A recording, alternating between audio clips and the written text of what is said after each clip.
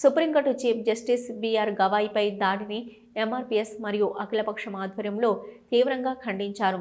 రాజన్న సిరిసిల్ల జిల్లా రుద్రంగి మండల ఎంఆర్పీఎస్ అధ్యక్షుడు దయ్యాల నారాయణ ఆధ్వర్యంలో అఖిలపక్ష నాయకులతో కలిసి జస్టిస్ గవాయిపై దాడి చేసిన వ్యక్తిని శిక్షించాలని కోరుతూ తహసీల్దార్కు వినతిపత్రం అందజేశారు.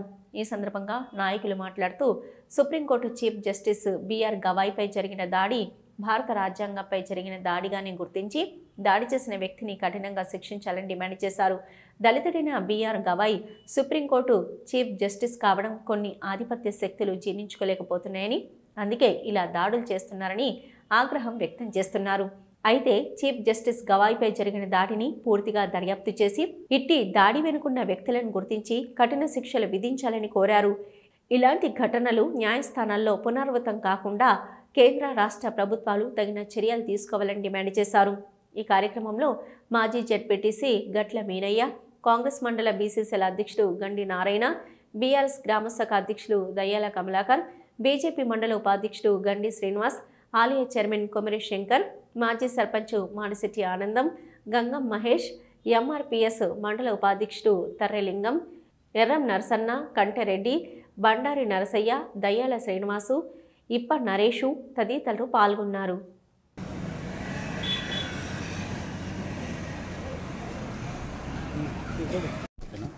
ఈరోజు సామాన్య ప్రజలు కష్టం వచ్చిందంటే వెళ్ళే గుడి న్యాయస్థానం. అటువంటి న్యాయస్థానాల మీదనే దాడి చేయడం చాలా దురదృష్టకరం. అందుకని ఎవరైతే సుప్రీంకోర్టు న్యాయమూర్తి మీద దాడి చేశారో వాళ్ళ మీద తగు చర్యలు తీసుకుని శిక్ష పడేట్టుగా చూడాల్సిన బాధ్యత ప్రభుత్వాల మీద ఎంతైనా ఉంది. అందులో భాగంగా ఈరోజు రుద్రంగి అఖిలపక్షం అన్ని పార్టీల నాయకులు, కార్యకర్తలు అందరూ వచ్చి ఎంఆర్ఓ గారికి వినతి పత్రం ఇవ్వడం జరిగింది. అందుకని ఇందులో భాగంగా ఖచ్చితంగా తగు చర్యలు తీసుకోవాలని కోరుతున్నాను. మొన్నటి రోజున సుప్రీంకోర్టు జడ్జిపై దాడిని రుద్రంగి అఖిలపక్ష సమక్షంలో ఖండిస్తూ ఈరోజు ఎంఆర్ఓ గారికి వినయపత్రం ఇవ్వడం జరిగింది. ఈ రోజులలో కుల వివక్ష అనేది లేదు వాస్తవానికి, కానీ ఇంకా అక్కడక్కడ ఇట్లాంటి పునరావృతం కావడం, ఒక దళిత జడ్జిపై దాడి అనేది ఈ రోజులలో ఇది కరెక్ట్ కాదు.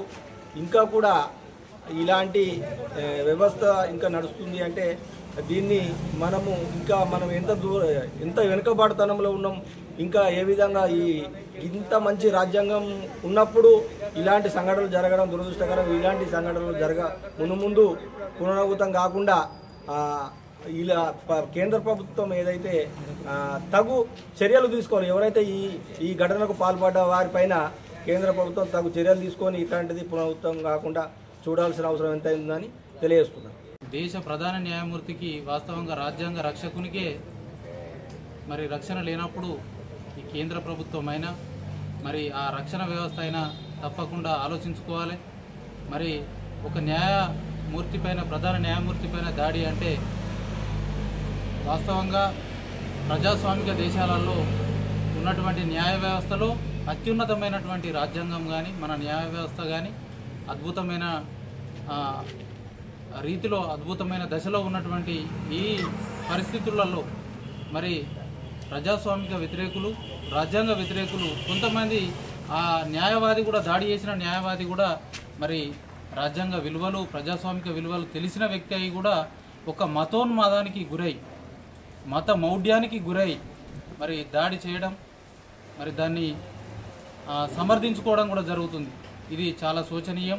ఎందుకంటే అన్ని పార్టీలలో, అన్ని వర్గాలలో సమిష్టిగా ఈరోజు రుద్రంగి మండల కేంద్రంలో ఎంఆర్పీఎస్ ఆధ్వర్యంలో అఖిలపక్షం అన్ని ప్రధాన పార్టీలకు సంబంధించిన నాయకులు విచ్చేసినారు. వాళ్ళకు ఉద్యమాలను తెలియజేస్తూ ఎంఆర్పీఎస్ మందకృష్ణ గారి ఆదేశానుసారం ఇక్కడ మొన్న జరిగిన జస్టిస్ గవాయ్ మీద దాడి జరిగిన సందర్భంగా దాన్ని నిరసిస్తూ ప్రతి మండల కేంద్రంలో ఈరోజు నిరసన కార్యక్రమాలు జరుగుతున్నాయి.